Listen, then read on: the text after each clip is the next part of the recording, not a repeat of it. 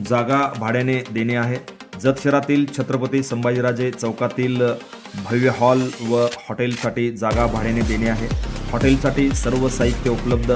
समोरच डॉक्टर शरद पवार यांचे नवीन हॉस्पिटल, बाजूलाच LIC कार्यालय, SBI bank, bank of Baroda सारखी बँका व पतसंस्था आहेत। संपर्क साधा।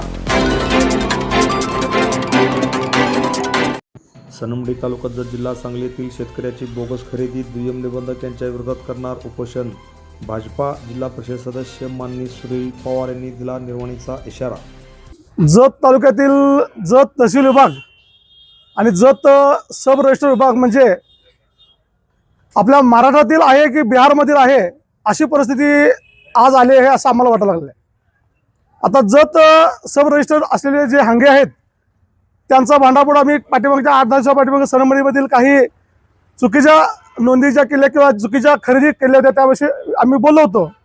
त्यानंतर देखील त्यांचा प्रताप थांबेल किंवा त्यांचे कार्यकारनामे थांबतील असं आम्हाला वाटलं होतं, कारण येणाऱ्या महिना 6 महिन्यामध्ये त्यांचं काहीतरी प्रमोशन आहे आणि ते इथून निघून जाणार आहेत, ही ब्याज निघून जाईल असं आम्हाला वाटलं होतं आणि काही होणार नाही। आता चालले चावती तिकडे आम्ही दुर्लक्ष करून गप बसलो होतो, पण आता कालच्या 2-3 दिवसापाठीमागे एक प्रकरण त्यांनी केलेलं आहे। हे संभाजी नरले नावाचे आमच्या गावचे एक व्यक्ती आहेत आणि त्यांच्या या 3 मुली आहेत तिथं उभारले आणि एक पाठीमागे त्यांची एक पत्नी आहे। ह्यांचा एकुलता एक मुलगा होता तो देखील वारलेला आहे। यांची जमीन यांच्याच भावकीतल्या एका माणसानं, एका मुलानं, म्हणजे यांचा तो पुतण्या लागतो, त्यांनी सांगितले की तुला पेन्शन करून देतो म्हणून त्याला घरातून बोलवून आणलं याला, आणि याला इथं दारू पाजल्या। दारू पाजून त्याची 47 गुंठे जमीन होती।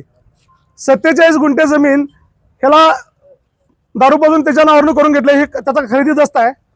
आणि ह्या त्याच्या 3 मुली आणि ही त्याची बायको ह्यांना अक्षरशः आता घरातून बाहेर निघा असं म्हणजे एक शेवटची जमीन जी राहिली ती देखील त्यांनी खरेदी करून घेतलेली आहे।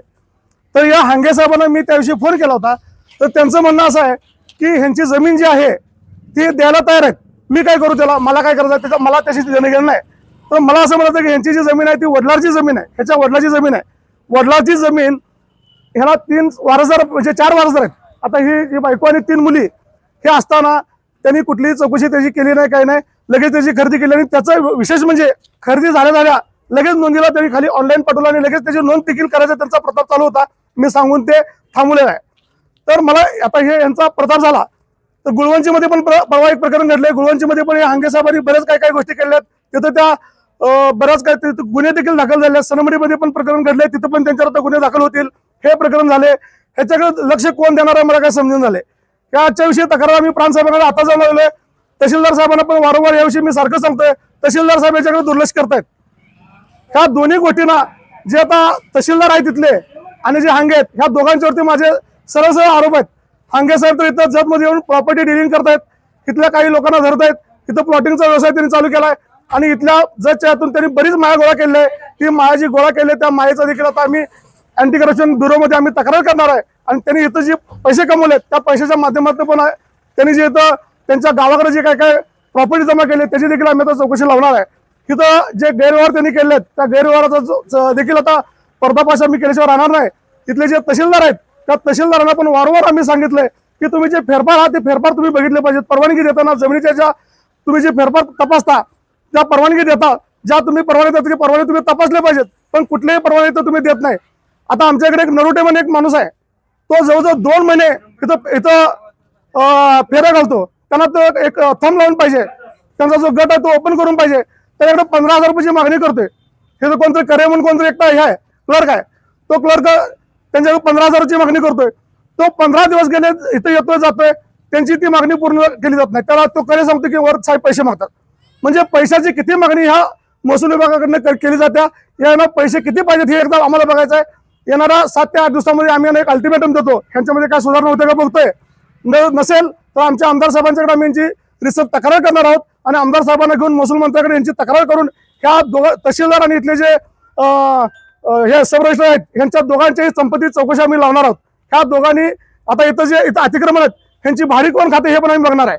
इथले जे आता इथं जवळजवळ 32-34 गाळे आहेत ह्याची भाडी कोण खाते, ह्यांचे लाईट बिल आहे ह्यांची भाडी कोण खाते, येणारे पैसे कोण खाते, जे वाळूचे ठेके चालू आहेत वाळूचे पैसे आहेत यांना त्याचे कोण ठेके, क्रशर आहेत क्रशरचे पैसे कोण कोण घेतात काय घेतात सगळं आम्ही आता सगळ्यांचे यांचे जे काळे धंदे चालू आहेत ते सगळे काळे धंदे आम्ही आता जनतेसमोर उघडे करणार आहोत.